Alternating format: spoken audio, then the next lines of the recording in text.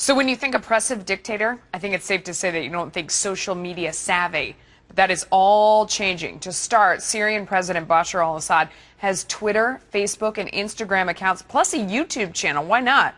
Of course, he's not posting pictures of the crisis, but rather propaganda of he and his wife caring for the sick. They're comforting the homeless. They are being warmly welcomed by those who seem to be utterly graced by their presence. It is a sick new style of branding, the trait of tyranny. And here to break it all down is my favorite marketing guru, Bruce Turkel. Bruce, this is kind of the Syrian story that people aren't talking about. You know, the fact that you have someone like Bashar al-Assad out there on Twitter, Facebook, all the social media, posting pictures of what they want out there. What do you think about this? It depends how you look at it. I mean, I think it's disgraceful and disgusting, but then again, I think we'll both agree almost everything he does, or everything he does, is disgraceful and disgusting.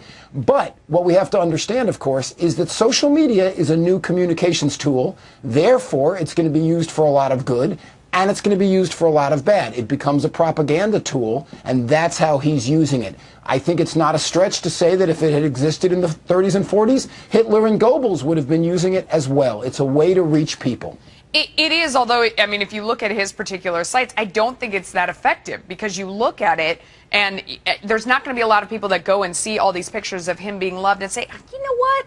We got this guy all wrong. Right. I thought he was a terrible dictator, but he's not. Look at these photos. He's actually a terrific guy. I've changed my opinion. I mean, I think people look at that like so much about Twitter. They can tell who's tweeting for themselves and who's in their voice and who's being honest. And if you look at stuff, you're like, this is just propaganda. I don't care. I'm not paying attention. So is it effective, I guess, is that long-winded question that just went by. I think it's effective to some people. There are folks out there in the world who want to believe and want to support, and there's also people out there who are not informed. So whatever kind of news passes by, they're going to accept. Now, the question is, if he's on Twitter writing things like, damn, just use chemical weapons and that put me over 140 characters, I'll write chem instead, yeah, nobody's going to fall for that. You know, if he's putting on his Facebook account, I like long walks, gassing opponents, and Instagram, right, that's not going to work either. But as you said, he's showing pictures of hospitals, he's showing pictures of he and his wife with babies, kissing babies.